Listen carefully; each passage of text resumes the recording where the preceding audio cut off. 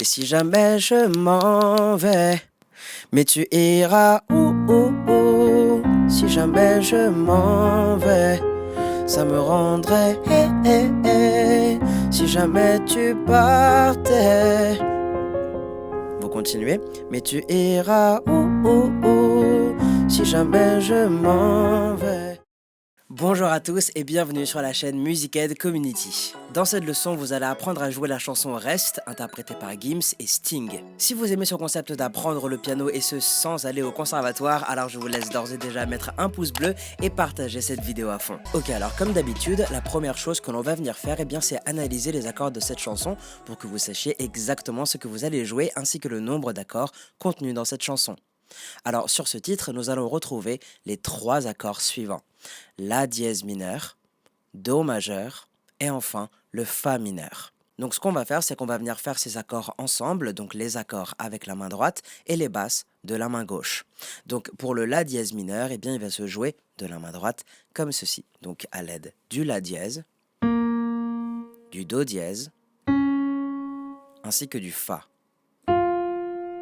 Donc comme ceci. La dièse, Do dièse, Fa. La dièse mineur. Et avec la main gauche, vous allez venir faire la basse correspondante à l'accord de La dièse mineur, qui sera donc la note de La dièse. Donc, comme ceci. Ou comme ceci. D'accord ?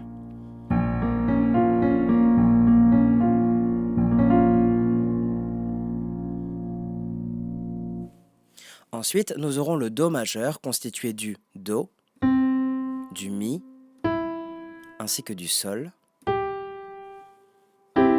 comme ceci. Do, Mi, Sol, Do majeur.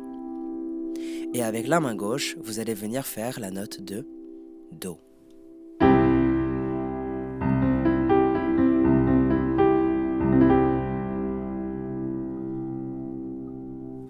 Et enfin, nous aurons l'accord de Fa mineur, donc constitué du Fa, du Sol dièse, ainsi que du Do.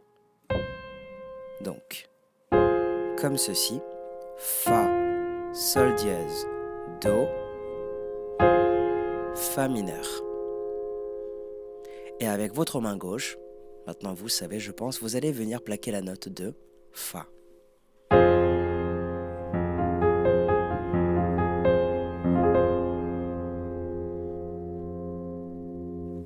Ok, donc maintenant, ce que je vous conseille de faire, c'est de télécharger la fiche PDF associée à ce tuto, de mettre cette vidéo en pause et de vous entraîner quelques minutes sur ces accords. Prenez ce petit temps d'entraînement, c'est vraiment super important pour une compréhension optimale des accords, mais également indispensable pour suivre au mieux la suite de cette leçon. Allez, c'est à vous de jouer. Donc, en espérant que vous avez pris un petit peu de votre temps afin de vous entraîner sur ces accords, on va donc pouvoir passer à la suite de cette leçon. Avant de commencer sur la rythmique, je fais un petit aparté pour les nouvelles personnes sur la chaîne. Je vous rappelle qu'une fiche PDF de ce tuto est désormais disponible sur mon site internet, donc n'hésitez surtout pas à la télécharger pour suivre cette leçon dans les meilleures conditions possibles. Également, je précise que si vous souhaitez aller plus loin dans votre apprentissage autodidacte du piano, j'ai mis à votre disposition une formation gratuite de piano dans laquelle vous aborderez toutes les notions de base que tout musicien autodidacte se doit de connaître. Je referme cette parenthèse, donc on va tout de suite pouvoir passer à la rythmique pour que vous puissiez implémenter toute cette connaissance acquise et enfin pouvoir vous accompagner au piano. Donc je vous affiche tout de suite sur votre écran l'ordre des accords pour cette introduction, donc bonne nouvelle, ça va être exactement le même ordre sur lequel vous vous étiez entraîné. Donc si vous avez téléchargé la fiche PDF, vous voyez que je vous propose une rythmique de basse et accords en arpège avec quelques notes supplémentaires en vers pour le dernier accord de Fa mineur. Donc je vais vous faire un exemple tout de suite pour que vous compreniez cela au mieux.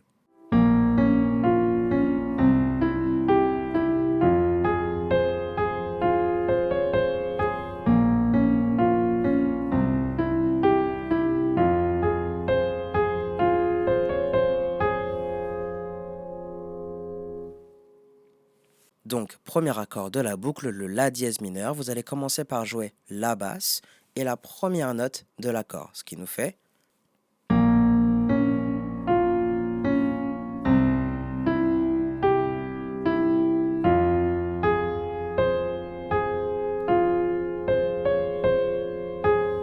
ensuite vous recommencez.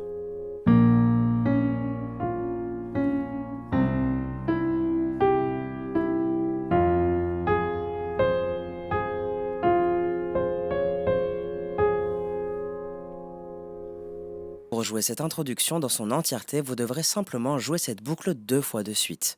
On va maintenant pouvoir passer au premier couplet de ce morceau, donc interprété par Gims, et laissez-moi vous dire que tout ce que vous avez appris, eh bien, vous allez pouvoir l'utiliser. C'est-à-dire que vous allez garder ici le même tableau, le même ordre d'accords, ainsi que la même rythmique. Je vais vous chanter tout de suite un extrait du couplet pour que vous vous rendiez compte que la boucle d'accords fonctionne parfaitement bien. Comme la lune, la nuit apparaît dans ma vie. Comme une étincelle, elle met le feu sous la pluie.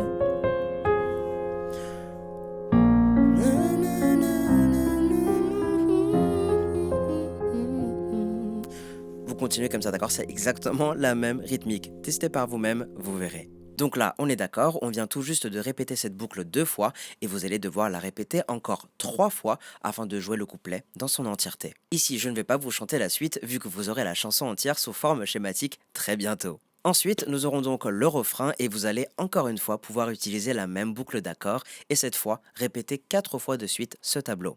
Donc je vais reprendre juste un petit peu avant. Et si jamais je m'en vais, mais tu iras où?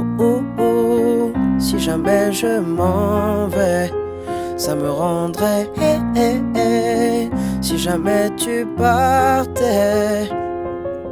Vous continuez. Mais tu iras où? Si jamais je m'en vais, ça me rendrait si jamais tu partais.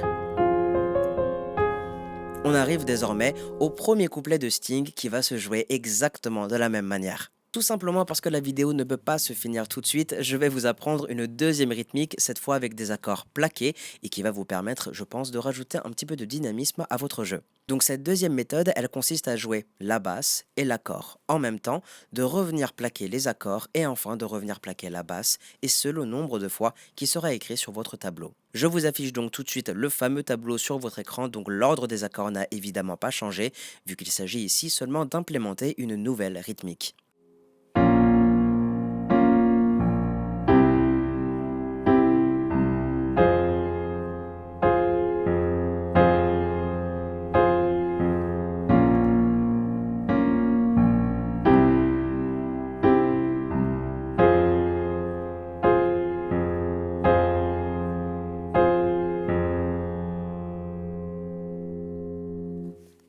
Et maintenant avec les paroles, ça devrait vous donner ceci.